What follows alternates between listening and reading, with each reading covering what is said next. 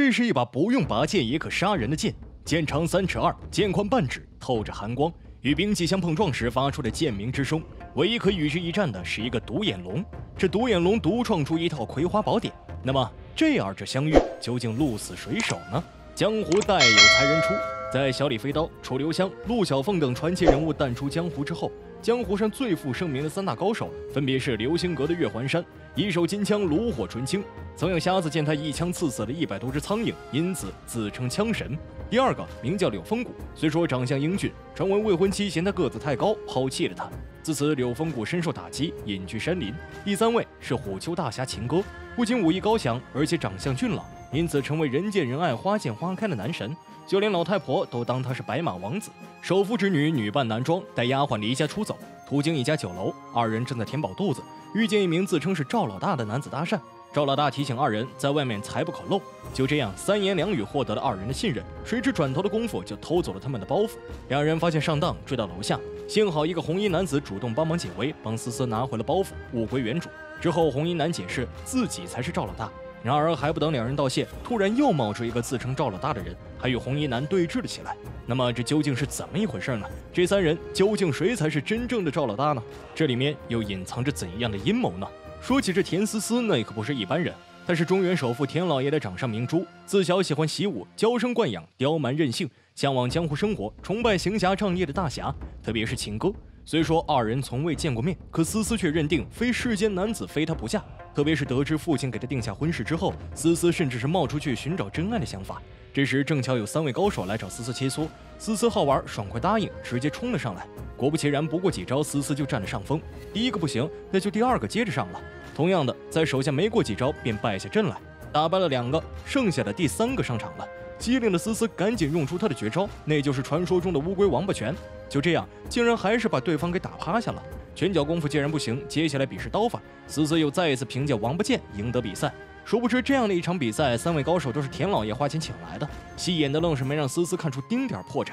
原来田老爷知道女儿喜欢耍刀弄枪，可刀剑无眼，为了保护她才出此下策。殊不知女儿正觉得自己武功高强，要带着丫鬟闯到江湖找偶像秦歌。于是2个小傻子说走就走，趁夜出发。得知此事后，田老爷急得团团转，还向亲家公大名府杨三爷求助。二人本想让思思未婚夫帮忙寻找，可谁知杨凡担心思思丑，也不乐意。幸亏田老爷是带着思思的画像来的，未婚夫杨凡当场承诺要去找回思思。此时的赵老大提醒他们打开包袱，包袱里的金银珠宝赫然变成了砖头。眼下2人身无分文，居无定所。这时眼前的赵老大主动提出帮助，让2人去自己的干妈家借住1晚。殊不知这次又中计了。就这样，思思与丫鬟被卖进了怡红楼。原来之前的那3个男人是一伙的，他们打着赵大侠的旗号在外面行骗。不久后，这骗子3人团在大街上，看到了田老爷发布的重金悬赏，得知他们身价10万两，3人后悔不已，接着返回怡红院，想要赎回思思2人。本以为跟他们长期合作问题不大，不料被老板娘梅姑直接给拒绝了。一怒之下，3人拔出剑想要硬抢回来。可是这梅姑显然不是普通的妈妈桑，梅姑武艺高强，鞋子里还藏着刀。不过片刻，3人就纷纷领了盒饭。到了晚上，思思正被关在房间里，一个刚从泰国回来的人推门而入，要思思陪他，说长夜漫漫，无心睡眠，落在他手里的新人都由他先享用，即便是知道了思思的身价也不行。思思看到他这模样实在是太欠打了，拿出他的杀手锏，可这回却不管用了。危急时刻，一个身影出现，给了他一脚，然后询问思思想不想离开这个地方，随即一个闪身将思思带离了那里。这个独眼龙谢恩已报，让思思报答，看他不上道，独眼龙要求思思嫁给他。思思急忙想跑，谁知竟被梅姑拦下。独眼龙说嫁给他，他帮他料理了梅姑。思思想先缓兵之计，然后趁机开溜，谁知仅一招，独眼龙就解决了梅姑，这下手速度也太快了吧。思思说了一句等下辈子就溜了，他却没有追，而是意味深长的笑了。死去的梅姑却若无其事地爬了起来。另一边，思思一阵狂跑，不料在林子里被横亘的树枝绊倒，刚起身又被装神弄鬼的梅姑给惊到。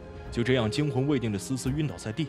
他醒来之后，循着声音到路边求助，见一位慈眉善目的老伯途经此地，得知了思思的遭遇，决定送她回家，还要顺路带她去参加朋友的婚礼。单纯的思思相信了，来到婚礼现场。正当他还在好奇新娘长什么样时，却发现新郎正是之前的独眼男，而思思自己便成了那迟到的新娘。眼看思思就要被强行送入洞房，幸好这时思思的未婚夫杨凡赶来。虽说思思没承认亲事，可2家是世交，而2人婚约还在，杨凡怎么可能无视？得知他的身份后，独眼龙决定单挑。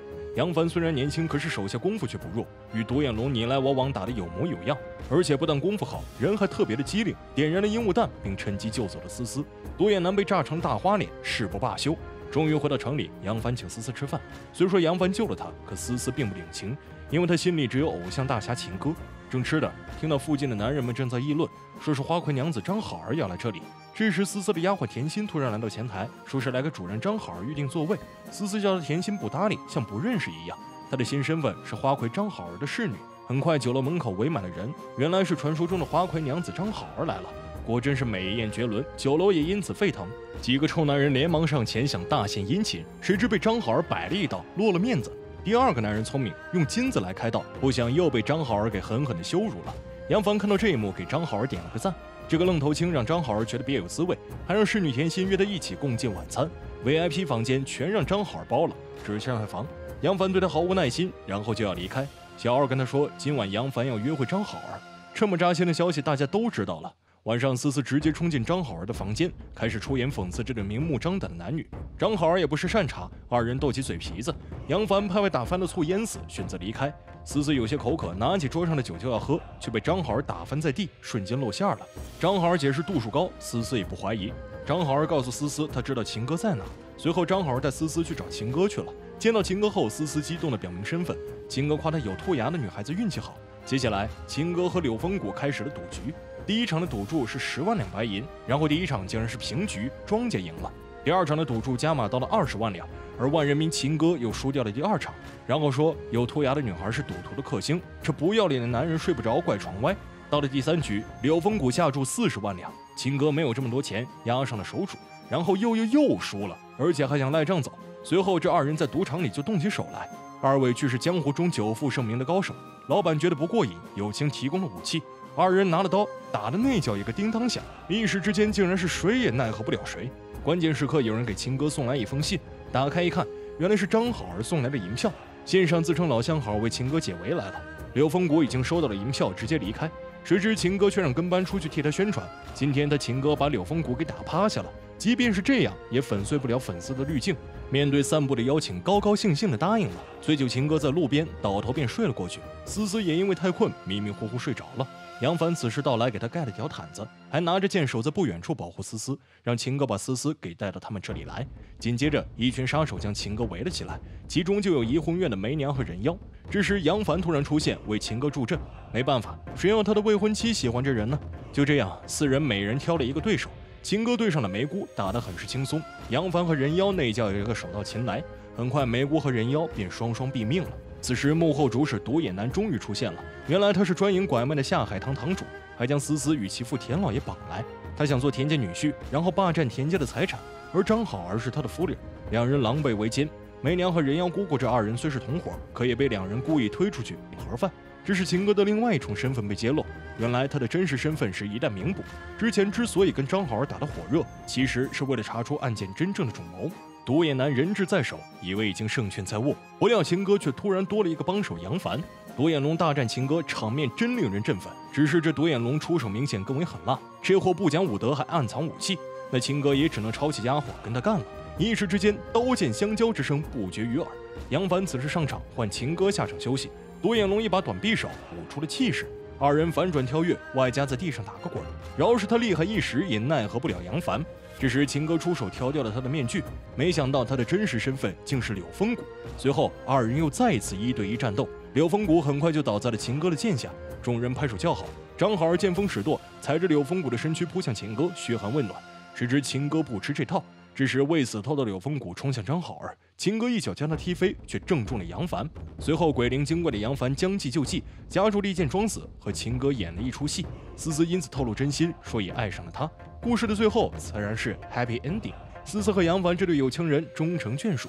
这部《红粉动江湖》上映于1981年，由鲁俊谷导演，米雪、陈观泰等主演，是比较另类的邵氏武侠片。对白很有意思，很现代，幽默诙谐，情节跌宕起伏，笑里百出。